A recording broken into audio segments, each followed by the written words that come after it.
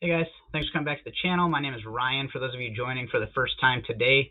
Hey guys, just wanted to make a quick video before the Christmas holiday weekend. I hope all of you guys have a great Christmas, that you guys just get some time to relax, hopefully get 3-day weekend off, and just get some head clearing time in, guys. Let's get into the video. First thing I want to say is that this video is 100% my opinion on all the news that came out regarding the ape conversion, the stock split, and all of that going behind it. I welcome you to share this with other people, subscribe, and comment on this, and let me know if you think if you agree with what I'm saying, if you disagree with what I'm saying, and where you think I'm wrong. My one question for you guys is, if you think I'm wrong, give me some reasons why. Don't just say that, oh, I think you're wrong. I want to know why. I genuinely want to learn where I can. And if I miss something, or if I said it wrong or something like that, I want to be able to talk to you guys and have dialogue about it, and not just have negativity around it, because as you guys know, my main focus about AMC is just keeping positive and motivating about the play that's going on. And I think with the latest news, I think we need a lot of motivation to come out on this, and some positivity. So guys, I want to start with, the news broke yesterday morning, and it was, that the amount of money that was made, the equity that was traded, and then the biggest thing that I think for most people was the AMC wanting to have a shareholders meeting to vote on converting APE to AMC, and for having a reverse split 1-for-10. In the original documents that was put out with APE, when APE came onto the market, it said that it would be convertible based on shareholder approval, but they didn't think it was going to happen anytime soon. And I honestly think what happened is that APE didn't work out the way that Adam Aron thought it was going to, and the team that's behind Adam Aron.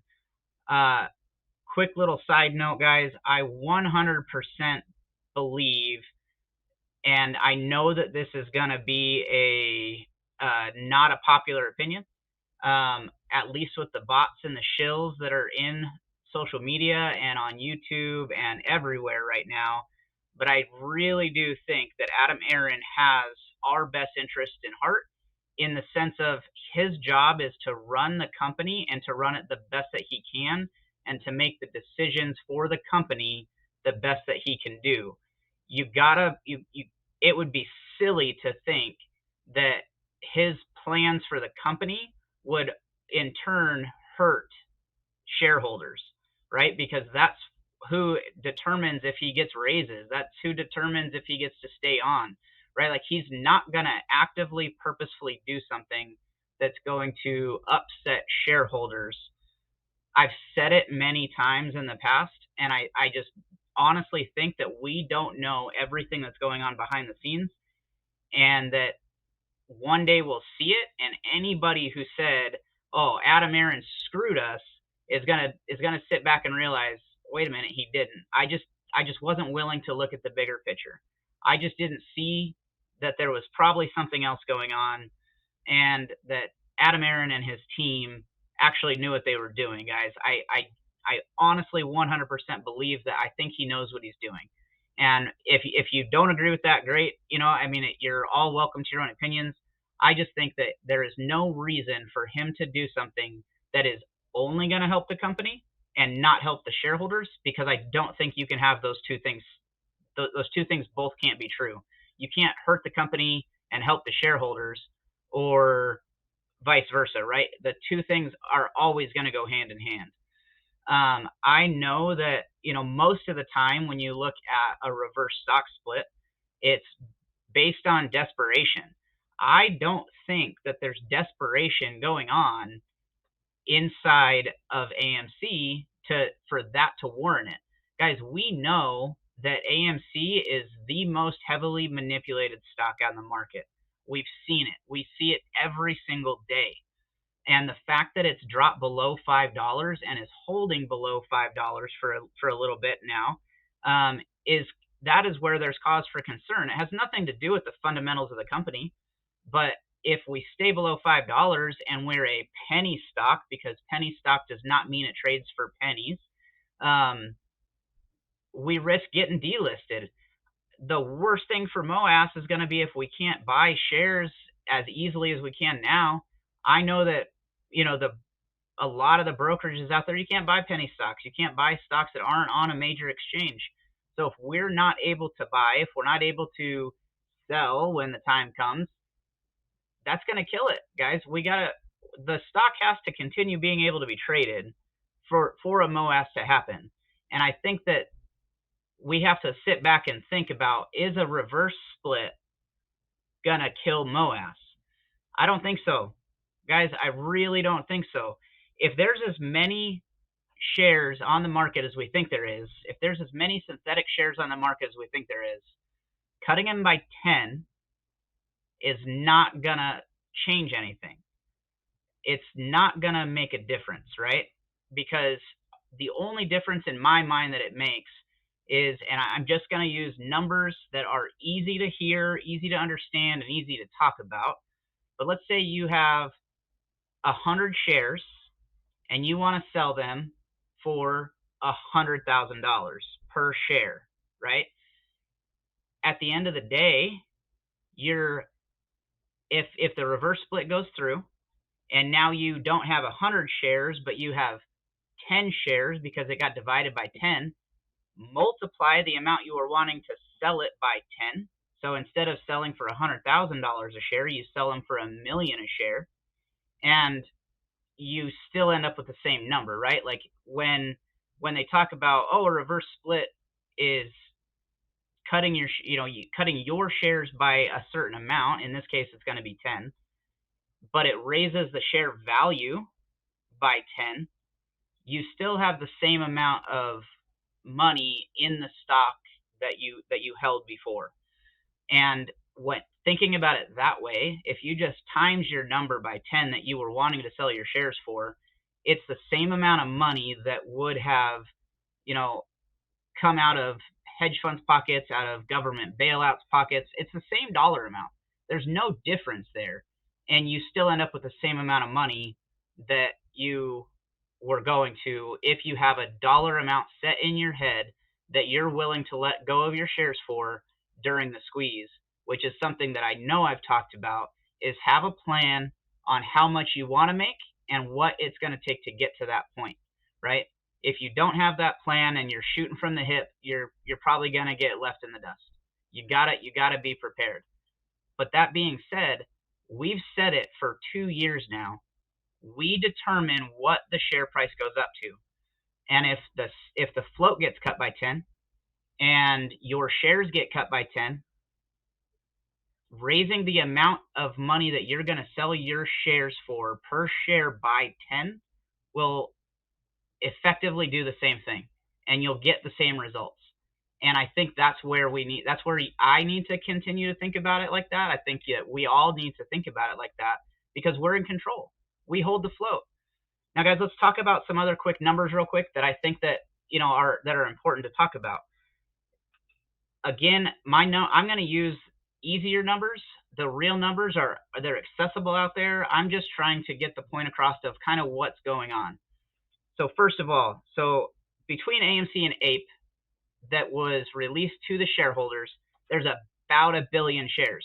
I know it's a little bit more than that, but there's about 1 billion. 500 million for AMC, 500 million for APE, and then there was the additional 400 and something million APE that was out there. So all in all, there's about 1.5 billion shares between AMC and APE, and those are the shares, the APE shares, right? So let's call it 1 billion APE shares that are on the market. Some of them are still not on the market but waiting to be introduced, and some of them are on the market, and then AMC is on the market. So you got 500 million AMC, you got 1 billion APE, and if the vote goes through and the conversion of APE goes into AMC, that makes 1.5 billion AMC shares, right? So this is where I think a lot of people are like, oh, it's dilution, it's dilution. You're taking AMC and you're timesing it by 3 basically. Well, only for a minute, right? Because that's only part of it. You can't have one without the other in this situation. I don't think that it's going to go through a vote and it not be both of them. But because otherwise, if that was the case, it's gonna take that number down way low to a point where we're so much closer to being delisted, and it's just gonna be ridiculous. So let's get to the second part of it. Is after the conversion is the reverse split. Now, if you were to take like the numbers for today, and let me look real quick because I forgot to have this number ready in my head. But if we look at what APE is at today, 1730, 1.73, and AMC closed at 4.4. You're probably already done with the math before I am. That's $6.13. All right, so we're going to keep that number in our head. $6.13 would be what the share price would be at the immediate thing, because all of the APE shares are going to be merged with the AMC shares. The numbers get added together. Okay, next up is the reverse split. Now all of a sudden you take that 1.5 billion and you divide it by 10, and that gets us to 150 million shares that are out there, right? Now, not all of those APE shares have been used. There's a portion of them that are in existence, but not in the market yet, because AMC has not sold them into the market. They were trying to. That's what the point of it was to sell into the market and make some money off of it. But by transferring them to AMC shares, or converting them to AMC shares, having the reverse split, and you take that $6.13, that number we just found out, and you times that by 10 after the reverse split, now you're at $61.30 per share. Your numbers are looking a lot more attractive.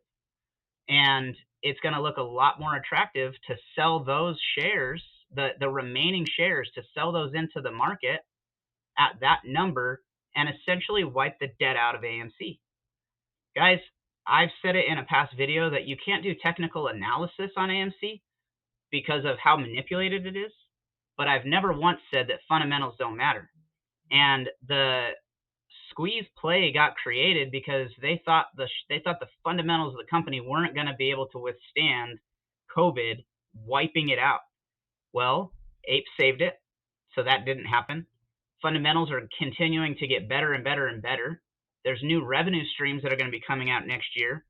And if the share price is 10 times what it is today, and it's at around $60 a share, and then all of a sudden the company doesn't have debt and it starts turning profits, and then the earnings reports comes out, and we have these massive earnings reports, and then popcorn's on shelves, and the credit cards are out there. There's so many things that are just going to continue to make this company look really good, and fundamentals to be just sound and ready to go, that the short thesis is completely killed. And that right there is what's going to cause MOASS to happen if it doesn't happen sooner than that. There's nothing that says that it still can't happen before this vote, right? I think there's still a lot of things that could happen in the next week that make it happen, and then hey, we might not have to deal with this, and none of you guys are going to care, right? If MOASS happens next week and then Adam Aaron says, hey, we want to have this vote, I think everybody should vote yes, right? We got our MOASS, everything's done. There's no worries about it. We just move on. But I think that for me at this point, I'm gonna vote yes on the vote that's coming up, because I think it is going to be what's best, not just for the company but for shareholders. It helps with a lot of things. With a smaller float, the float's going to be cut less than half of what it currently is, and that's after the APE shares get converted to AMC shares. It's still half the amount of the current just AMC float. Guys, it's going to be easier to lock the float that we already have locked. And you got to think about all the synthetic shares that are out there, right? If you believe that there are 10 billion synthetic shares out there, which I think it's probably more than that or very close to that, Guys, that number, yeah, it shrunk by some, but it's still a lot more shares that are out there than should be. It's not going to kill the squeeze. If anything, I think it's going to make it happen more. And like I said before, we control what we sell at. We control that dollar. And if it's about like I said, right now, $100,000 a share is the same thing as $1 million a share after the reverse split when it comes to how much money it's going to cost them to pay us what we need or what we deserve and what we're looking to get out of it. Guys, I don't think you have anything to worry about with this.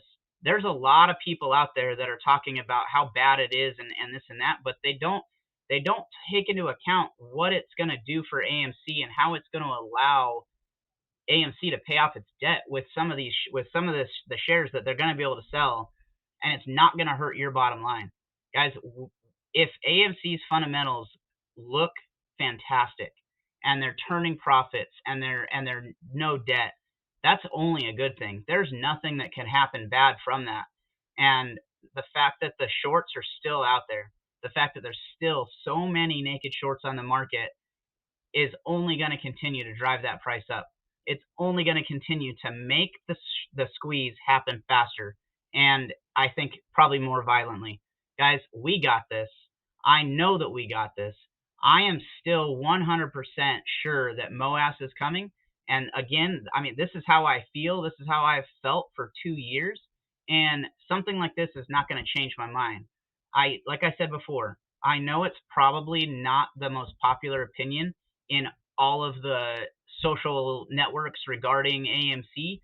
I do think that a lot of the negativity that's being put out right now is from FUD shill spreaders that are trying to make you nervous and scared that all this is going to do is just destroy the squeeze, that you're not going to get a squeeze. Well, I say that's not true. And I know there's a lot of you guys out there that believe that. There's a lot of other YouTubers that you trust. Like, I'm such a small fish in the sea when it comes to YouTubers that because I'm just here to motivate you guys. I'm just here to try to keep the positivity flowing.